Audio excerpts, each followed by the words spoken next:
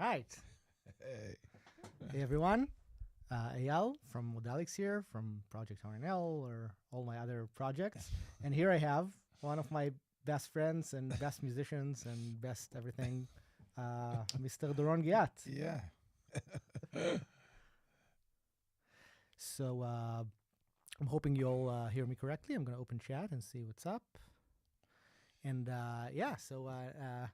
awesome that you've joined us for this. Yeah. So, we're improvising, but it's so good. So good to be here.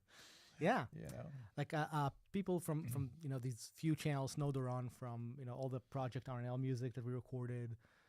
We've done so many projects together over Made the years. 5 video clips together. 2 of them with our friend Jordan Rudas Yes. from Dream Theater. Eyal produced it. Yeah, we go back. Yeah, we go back way before video days, right? We go back from your old studio in Central Tel Aviv, right? Yeah, We've had a few bands together. We've done drum tutorials together. We've built studios together.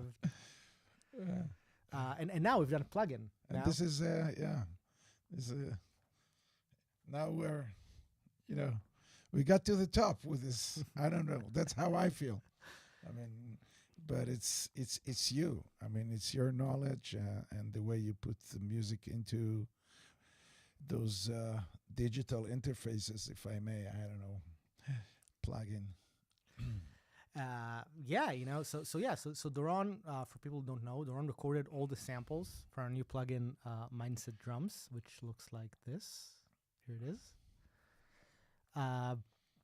And this was like a mammoth project because this thing has, I want to say, probably over 50,000 samples of the best possible drums. Doron is going to talk more about it. You can ask my back.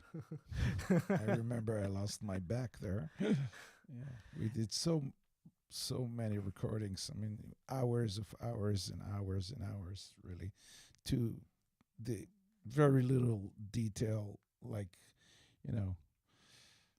yeah. I cannot forget it. Yeah, and I thought what we're going to do is maybe we're going to go over a few tracks we recorded, maybe go through a few things about the plugin, and we'll talk about the drums and the samples. And yeah, sure. Yeah. So I want to play this thing we just played because this track we call it Jack's Arrow because it's like it kind of end up being influenced by Wolfpack and their bass player Joe Dart.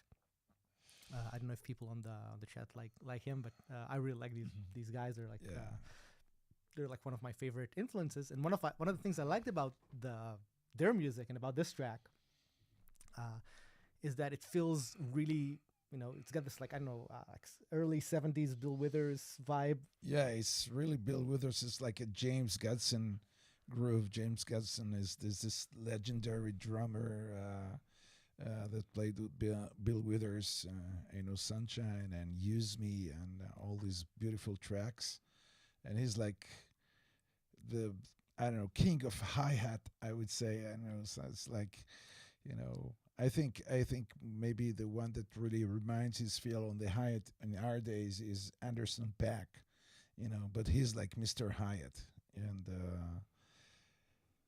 all the 16s groove, really smooth and you know what? Let's hear it, and I also want to hear it.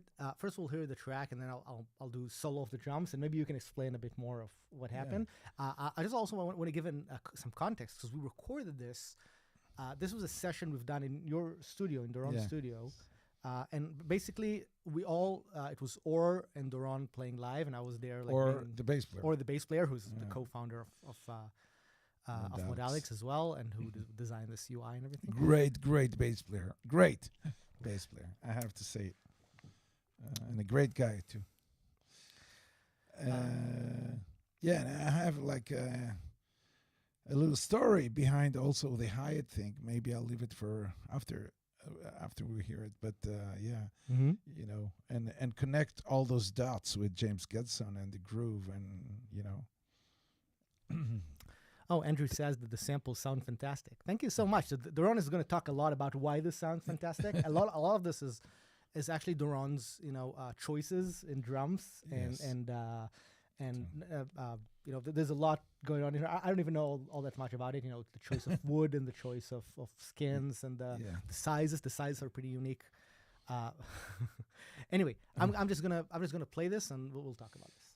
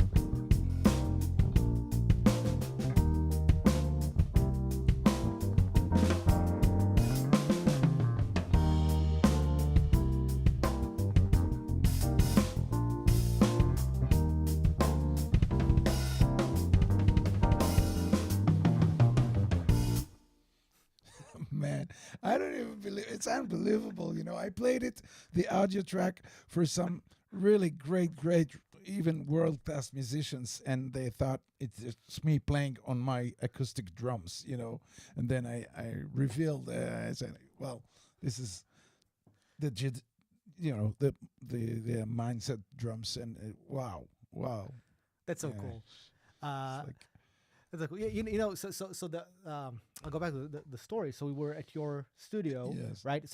That was after we recorded the samples. The plugin was in beta stages basically, right. and and what we did was we just said, hey, let's sit together and write music, right? And Doron, was on this like V drum skit, and Or was on his bass, and they were like, okay, let's have this style. They were just throwing out these like names of styles, and everybody, and Doron was like, oh yeah, I have all these things I want to do about this thing. I have this groove, I have This that groove, groove. that groove, yeah. And we just like use this as just a fun way to write music. There's so many tracks that we made, and just I think we wrote like 11 tracks Yeah. in the session, almost like an album of music.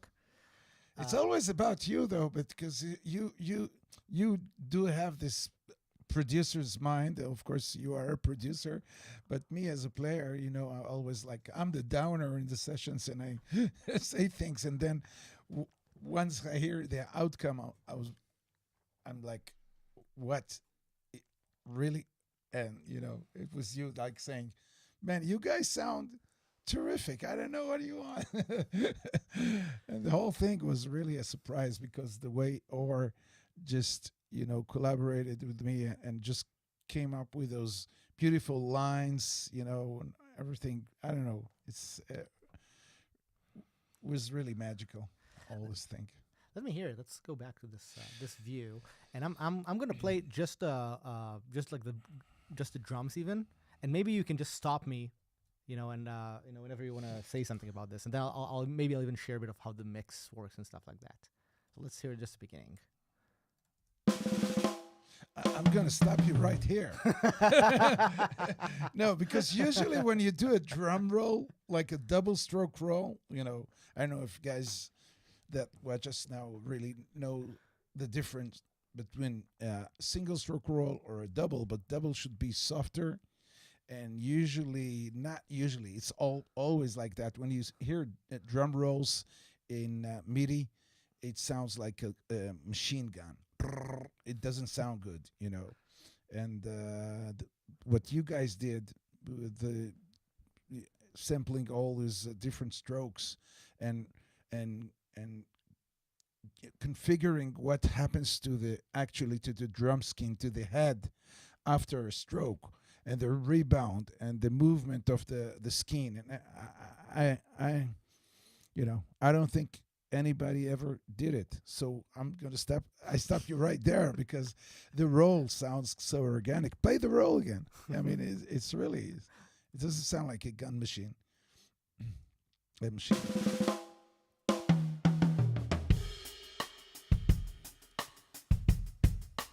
No, the ream, the side stick.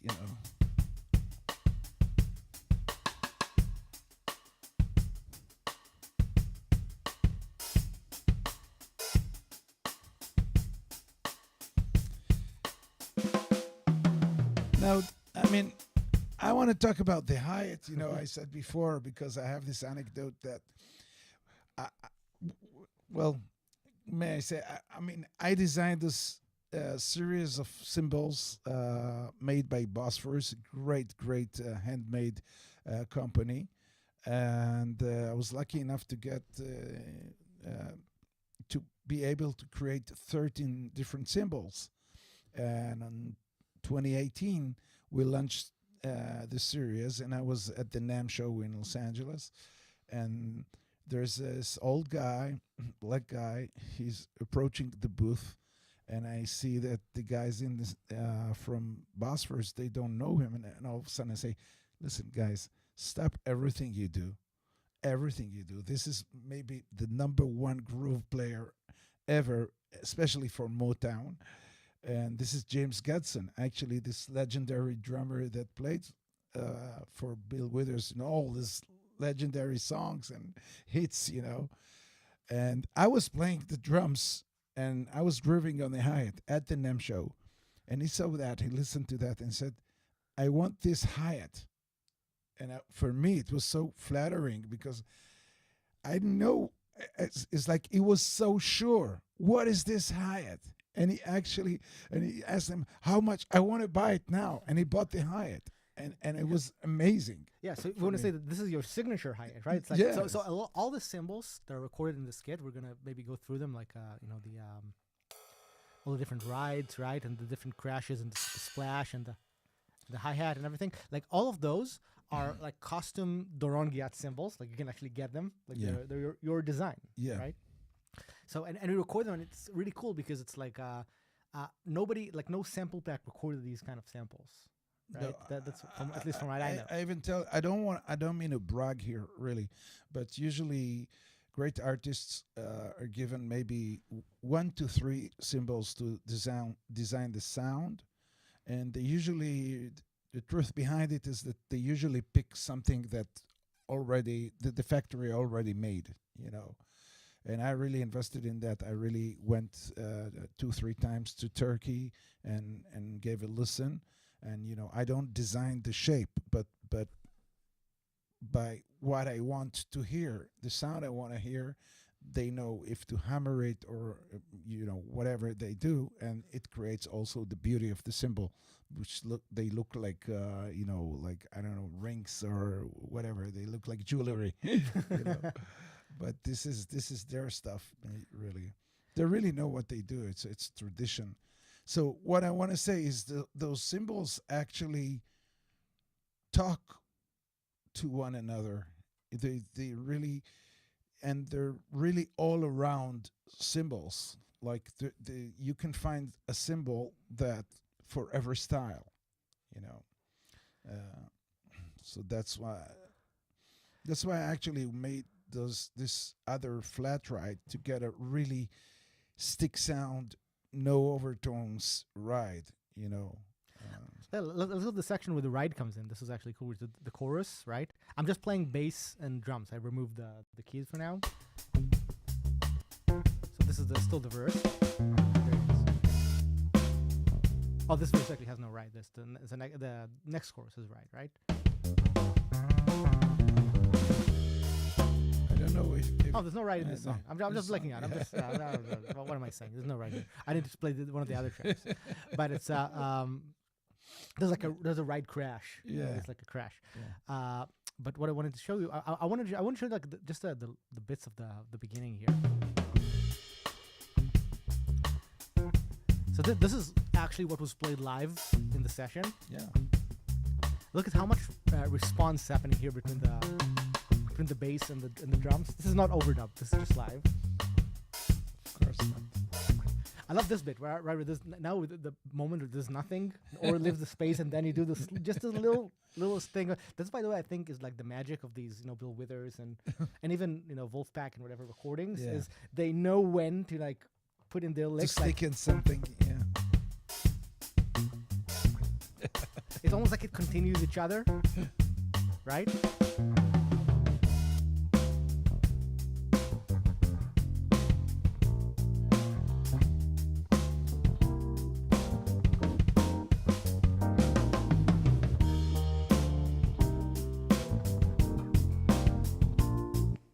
So good, right? Wow, so organic.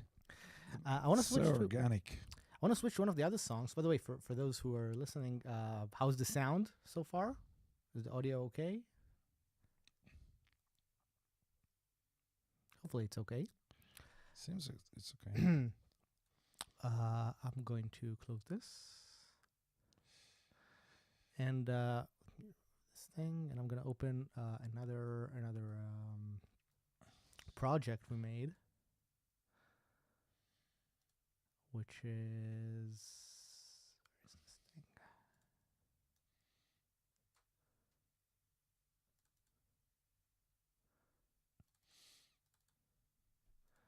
Here you go. So this is a track we called "The Quest for Love." In hindsight, you know what I'm talking about. I know. It's a hint. A lot of these songs, like it was just like jams in the studio, like we said, that we were like throwing out ideas, but then later on we're like, okay, let's find a name for these tracks. If you first play it and then ask the crowd, they will probably, some of them will guess why. Let's play. This is just bass and drums. There's no other additional tracks here. I'm going to bring back my thing. Here it is, and hopefully this project will play the way I hope it will. You never know in the streaming setup what's actually going to play. Let's bring it on.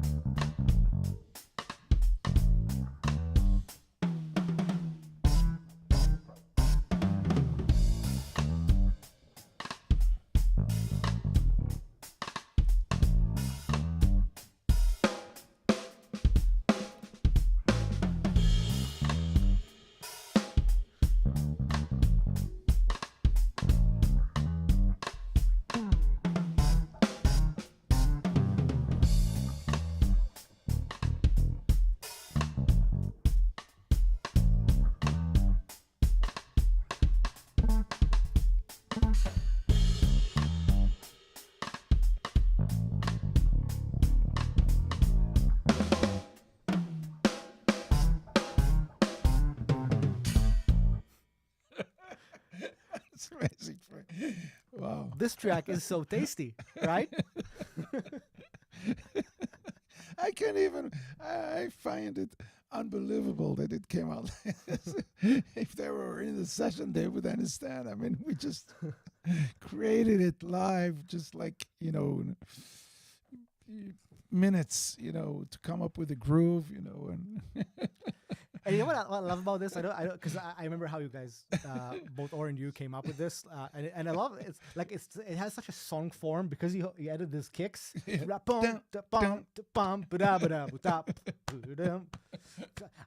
the way, I love this choice of like, hey, let's end the chorus with 1, 2, 3, 4, and also there are some sections in what I played that can really. They really make this plugin come out, because I mean there's like a certain thing that I play there, like all these sneak-ins that you like, you just said before, and there you can hear it wouldn't sound like that without like great sampling and all the algorithm or whatever you guys did, all these magics that you do, computerizing everything. But really, if we play it, I'm going to show you this part where it's like it came out so wow. Let's hear it again. Or let's hear it again from where there's actually some music happening. Right? Do I need to scroll back? Scroll back. Here it is.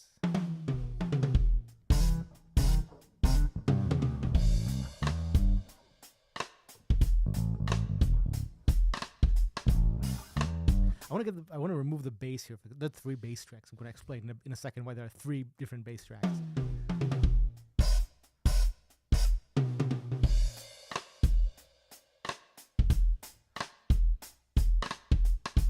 So check out something. I don't know if you know that I did this.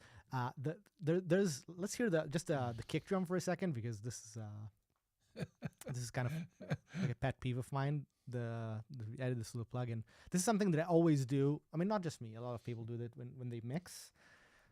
Let's I don't know, hear one bar here when hear some bar with no crash, just for fun. Okay, great. So I'm gonna loop this, and let me solo on the kick. Here's the kick, right? And I'm gonna go to the plugin itself, and in the mixer, see, we have actually 4 mics for the kick, but we actually just recorded 3. So this is just the inside of the kick. This is the outside of the kick. And this is the condenser, which is a bit soft here. I can make it louder, right? That one has like a room vibe to it. But the interesting one is the sub. Whoa. And this thing is actually a synthesizer. Really? That gets triggered with the kick. And if you have a subwoofer, you can actually hear this.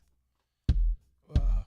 Well, so without it, I didn't know. And with it, let's bring back the entire rest of the kit. Remove the solos here.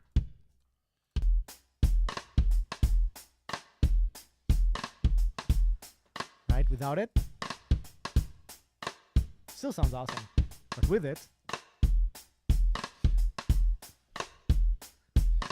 this is maybe, I don't know, the time to discuss or to tell our viewers about, sizes, because I mean you play bass drum and snare drum most of the time. These are the 2 drums you play most, and sizes. I don't know if you remember, but you and I mean, Eyal is pretty much a drum freak, and he can like go into weeks that he looks for the perfect hi-hat, and remember what we did. I mean, because yeah, and we actually tested this hi-hat, with so many other different hi-hats, and it came out like the best, and we wanted to be wrong, but we didn't. But we discussed, I think, a lot the size. It took me years to kind of find the kind of 7x13 snare drum, because like maybe I would say like in all generations, or maybe 20, 30, 40 years ago, it still is, I think, the 14-inch snare drum. Yeah, and I think once in the 80s, when piccolo snares got in and were really, fun, a lot of people use them, what they lost is they didn't have the depth. And the 7x13, is so deep.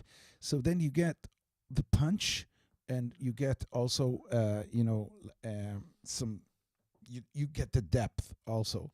And it's funny because DW were one, if not the first, but maybe one of the first companies. I mean, we recorded my DW drums, it's time to say it. And this bass drum is the depth is 18 inches.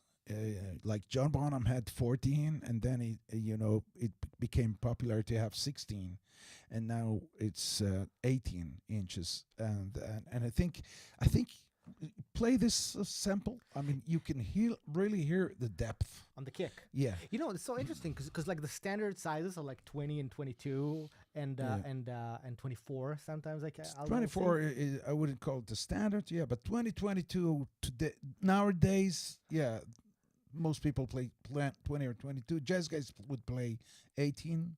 But Bonham would use like 26, like something ridiculous. Yeah, like or Queen or whatever, 6 right? or 8, yeah, something like 26, I think. By 14 though. I mean, so it's like thin, right? It's like thin, but it's very wide, and I think, I mean, almost all the time when if you get a standard drum kit, it's like a 22. I want to say, right? Still is in a way. A lot of people now also use 20. Yeah, I see a lot of guys. Yeah, a lot of cats use 20 also. But yeah, 22 used to be, I don't know. Yeah, used to be like, but this bass drum we recorded is really what you don't lose is the punch. The punch. You really have a good punch, and then you have the depth. Right. Even if I'm going to remove this thing. By the way, the reason why there's actually more subbins I actually cut off. I think in my EQ. Let's see what I did in IQ. I think what I did was that I filtered out a lot of the super lows because I'm getting them from the sub, right? Because in this kind of style, I felt like the artificial sub is actually good. But if I'll get these off from the stuff, there's actually quite a lot of low end on some of these microphones. For example, or sorry, this one, I think. Is this kick out?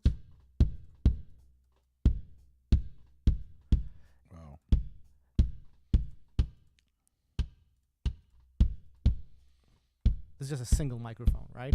What am I doing here on the master kick?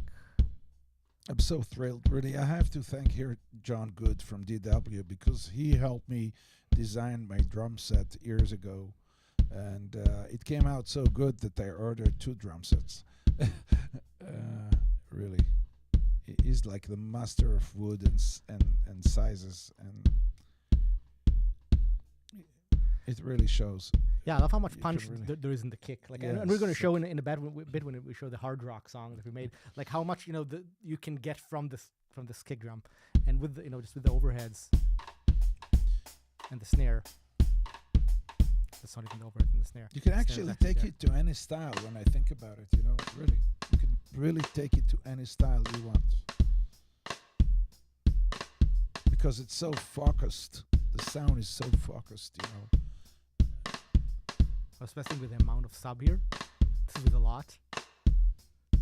This is slightly less.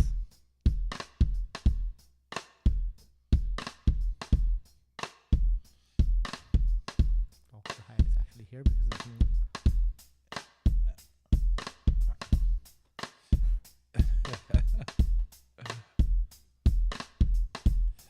Also, I don't know. I play something here also that I don't know any MIDI drums that can play it so organic, in such an organic way. Because what I did is I played the rim and then I played 2 hits where I hit the stick on stick.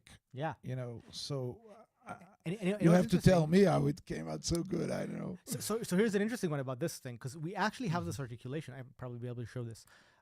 We actually have this articulation recorded as a separate one, but here I think I'm not even using the recorded articulation of the stick on stick. Really? I think we're using the reactive side stick, right? Because the way we did this, everything is recorded reactively. So wait, Bobby Brooks is asking, how would you guys set this apart from, say, Easy Drummer? So first of all, definitely check out our demos, like this song and a bunch of other songs on our SoundCloud, and hopefully you will hear the difference without me getting technical, and we could definitely get technical. But really what this is, first of all, I don't know if it's the most detailed drum set ever recorded, but it's probably one of the top couple of kits because this thing has 50,000 samples. Like it's an amazingly deep kit. And you'll see, like you can do this thing, which is like soft hip-hop, groovy, and you can do the hardest rock and metal. I'm going to show a couple of other tracks with this. It's the dynamic range is ridiculous, like the amount of variance on whatever, round robins and everything. But there's also a lot of things we've done that are really special to this that I don't know if anybody else have done. is that, and Doron will explain more about this because he had to implement this basically. We recorded basically everything, like every single drum, every single cymbal is recorded both from silence and in reaction to something. And when you're playing, like if I'm just playing MIDI in it, the algorithm knows when something needs to be reactive from the thing. So if you'll just play, This is amazing, man. You're a Yeah. genius. And- and This I- is amazing. and let me just play. I'm just gonna play the I had to go through all this. right. So if you just listen to whatever, something like the hi hat. Oh, the sub is there. Yeah, mute the sub. Where's my sub? So many channels in this. Here it is. Okay, so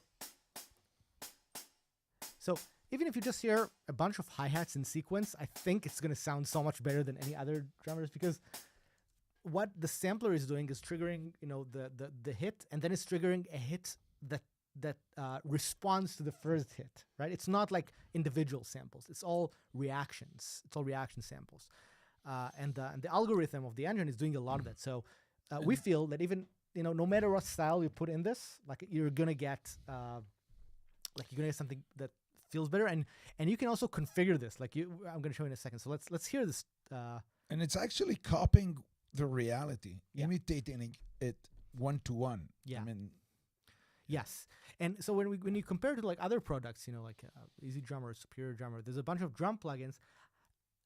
What you could say that they might have a lot of different kits, but I don't think they have anything remotely close to the depth that we put in this. Like we made this so that, and you'll see in a second, that you can get in the same session, you can get from the loudest and most attacking drum to the softest, most articulate ballad, and it should all work, right? Because we feel that one of the things that sample libraries kind of specialize in is give you the one sound yeah. of like, the drummer plays metal or the drummer plays whatever. But here it's like a drummer. It's not just the one signature And sound. still, the sound is so elastic. I mean, if you want to work it out and take it to what your song demands, it can go there.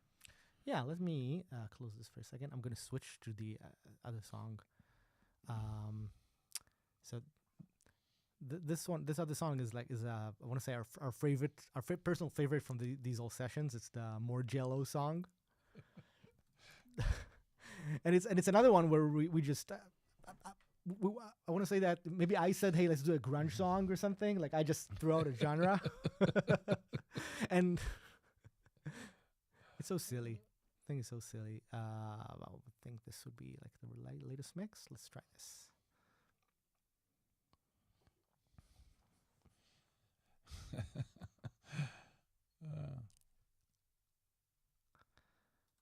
Yeah.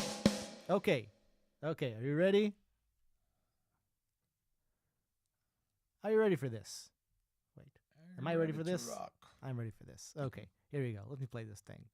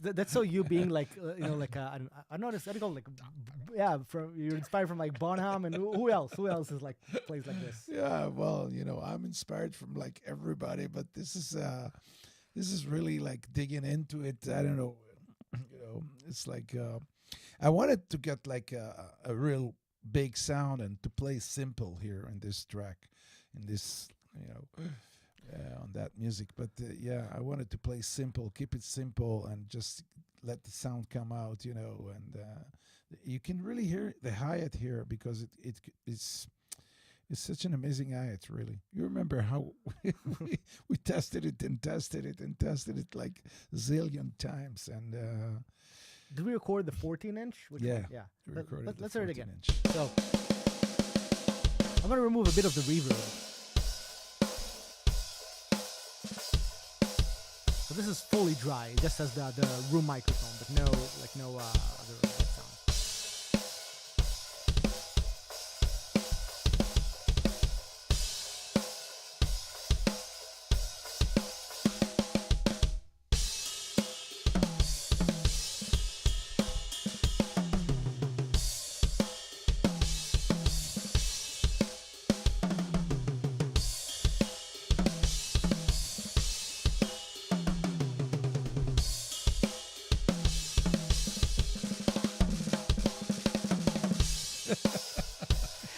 Here are all the details on it. So check this out. So the way it's done is that everything in the track, I'm just gonna hear the snare track, and this is pretty intentional. Check out just the snare track.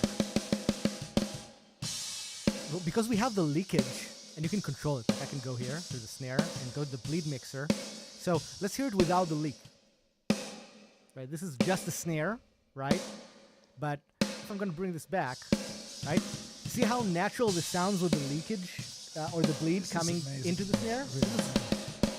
Brother, this is amazing. Amazing. Let's put the kick back in.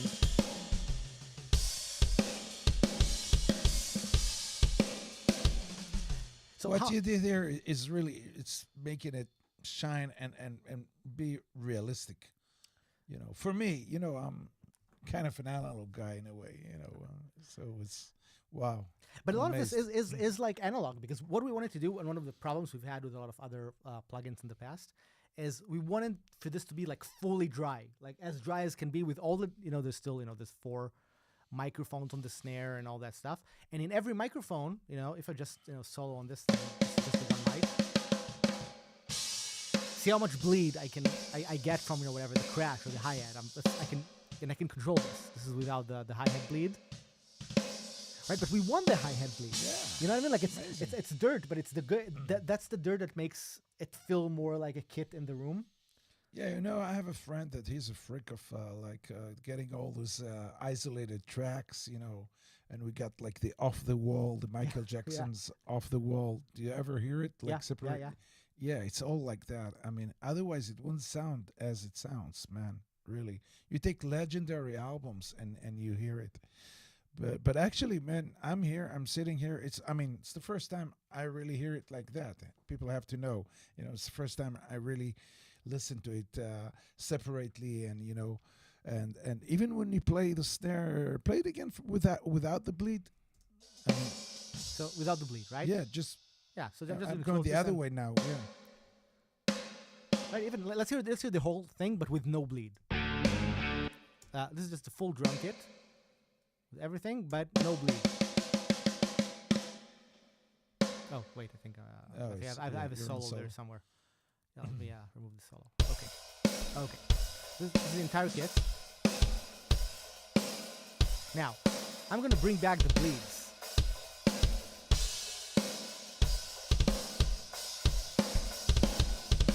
just adds to the ambience. And even if you just hear, listen to the kick. Like the kick is like such a unique thing. Like let me do something like, let's solo on the kick here on the kit window. I'm gonna go here, click the kit solo, right?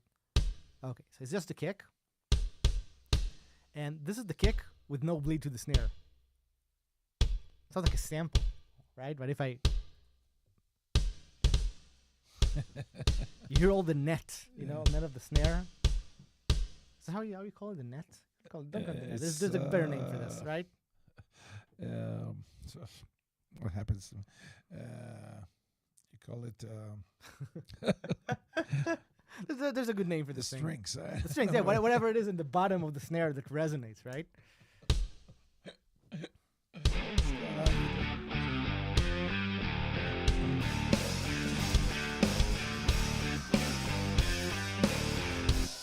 Here, just with the bass for a second. Here's my bass here.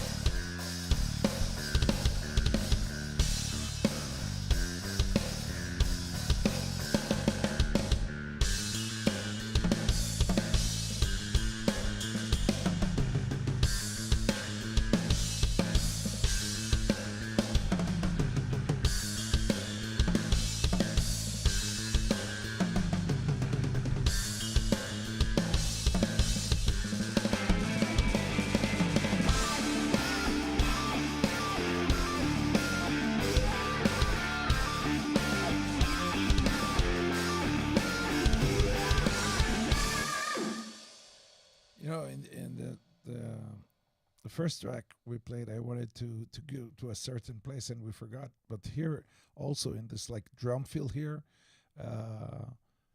you hear the snare drum, all the ghost notes, and you still hear those doubles, and it's the same. Like for me, it's the same example for how organic the sound is. If you go back to this feel here, and you really hear so accurately all these snares. Which one? Which feel at the end? Towards the end, there's like a. It's coming. This one, the long fill. Alive, like the Pearl Jam album. It's like 10. He has like 10. A kind of. He has one feel there. And a lot of this, you just play these on the electronic kit, but like this one, you hear like so juicy. This is the reaction of the snare. This is where I think a lot of samplers like fall. Yeah. You play this and it sounds like you mentioned machine gun. Yeah, like that. Yeah. And a lot, and just because the snare needs to bounce from itself, I guess to absolutely. be It's wow. Awesome. So I think it'll be a good time to wrap this up. Do you have anything else you want to say, Ron? I don't know if you guys have some questions, as far as I can answer or whatever, or to you. And, I still have questions like every day. I call Al, but he's so busy. How do you do that? Wow, this came out so good. No, really, I'm amazed by the product, man. Really, I'm amazed by the product. I'm amazed by you, man. Every day. Thank you. All right. So we're gonna say goodbye for now. We've been here for like 45 minutes, and we might get back. So Stay well. let us know what's up with you. Make music. Make music.